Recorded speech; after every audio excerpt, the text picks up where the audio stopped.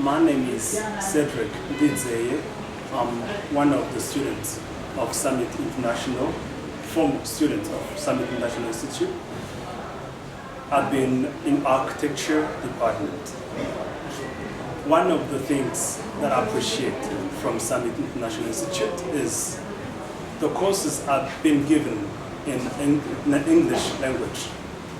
That is not common in many of the universities that we have in this country, Burundi, I know. And something else that I appreciate from Summit International Institute is we have architecture department that we don't find in many of the universities in the area.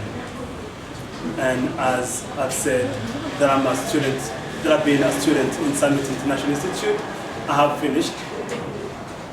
There is now 4 years, and I'm glad that I finished, and I expect also to have my diploma. If it doesn't happen to be quick, I still have any or other way to get it sorted. Thank you. And what is the value you can tell to other students or other friends who come and study to Summit International Institute? The values that I can add in